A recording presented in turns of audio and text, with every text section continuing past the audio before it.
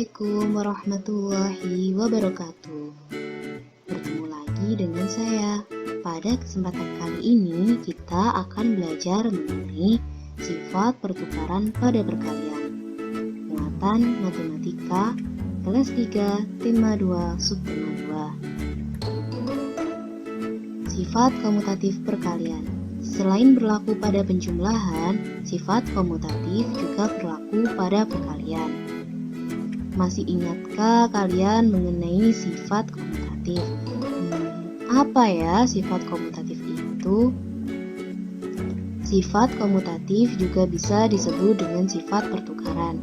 Sifat komutatif dalam matematika memenuhi rumus A dikali B sama dengan B dikali A, di mana A dan B merupakan bilangan cacah.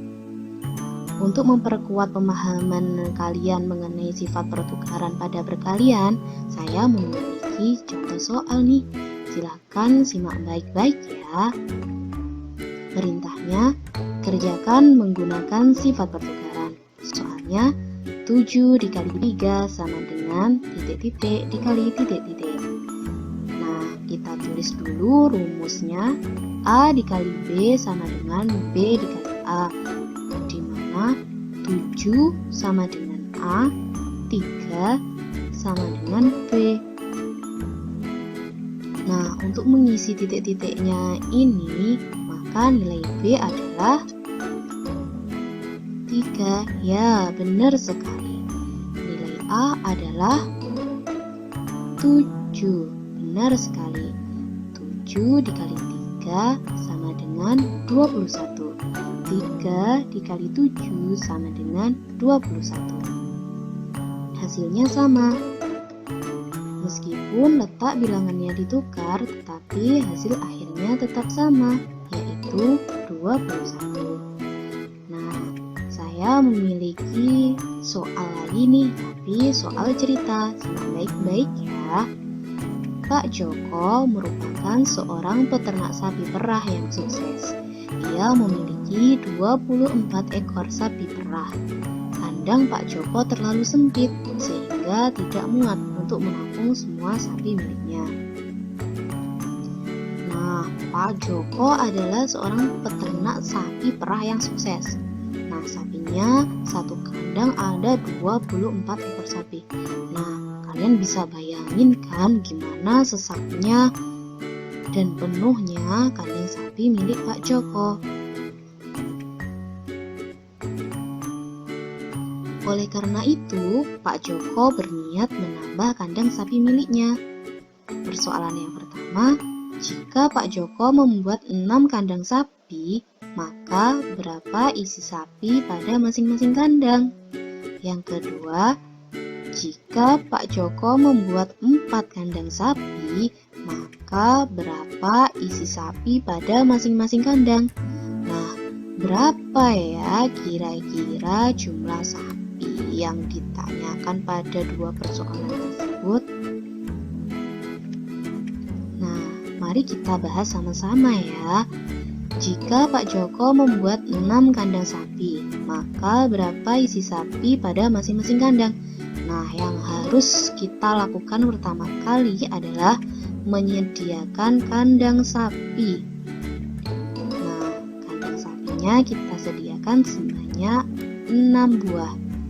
Berapa ya isi sapi pada masing-masing kandang? Pada masing-masing kandang berisi 4 ekor sapi.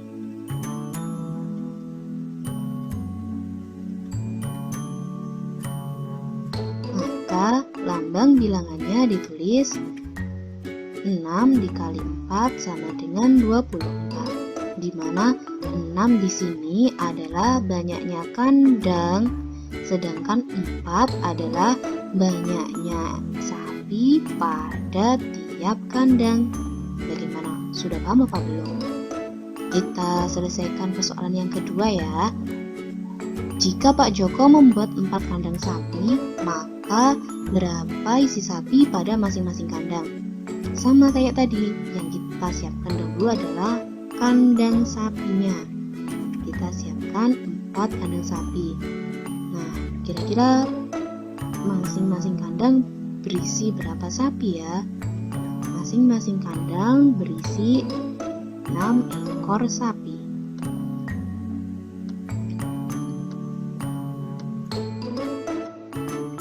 Maka lambang bilangannya ditulis 4 dikali 6 sama dengan 24, di mana 4 merupakan banyaknya kandang, sedangkan 6 merupakan banyaknya sapi pada masing-masing kandang.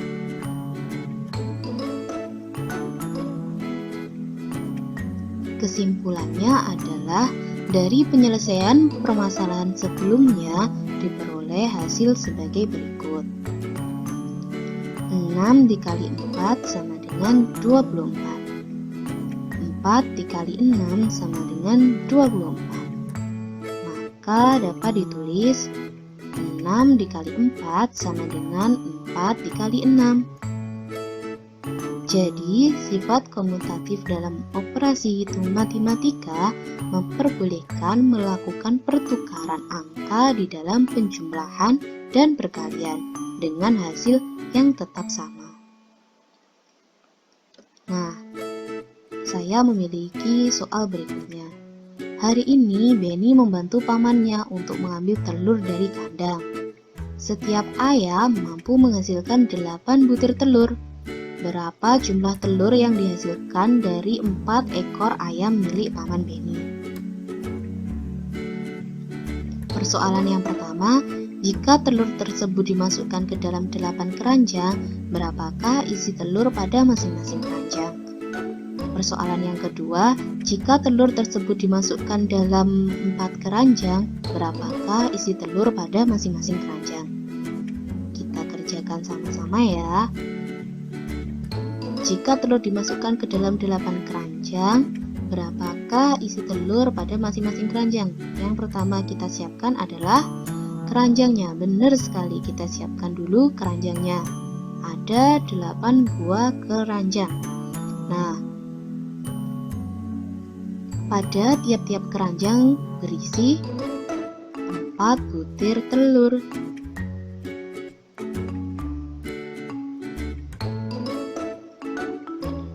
Maka lambang bilangannya ditulis 8 dikali 4 sama dengan 32. Persoalan yang kedua, jika telur tersebut dimasukkan ke dalam 4 keranjang, berapakah isi telur pada masing-masing keranjang? Kita siapkan dulu keranjangnya ya. Nah, keranjangnya sudah siap. Ada 4 buah keranjang. Isinya pada masing-masing keranjang adalah 8 butir telur. Maka lambang bilangannya ditulis 4 dikali 8 sama dengan 32, di mana 4 merupakan banyaknya keranjang, sedangkan 8 merupakan banyaknya telur pada masing-masing keranjang. Kesimpulan, dari penyelesaian permasalahan sebelumnya diperoleh hasil sebagai berikut. 8 dikali 4 sama dengan 32. 4 dikali 8 sama dengan 32. Maka dapat ditulis 8 dikali 4 sama dengan 4 dikali 8.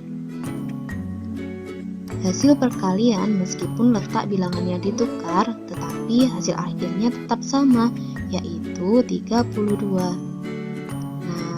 Telah selesai nih pembahasan kita mengenai sifat pertukaran pada perkalian. Semoga apa yang saya sampaikan hari ini bermanfaat untuk kalian semua. Terima kasih. Wassalamualaikum warahmatullahi wabarakatuh.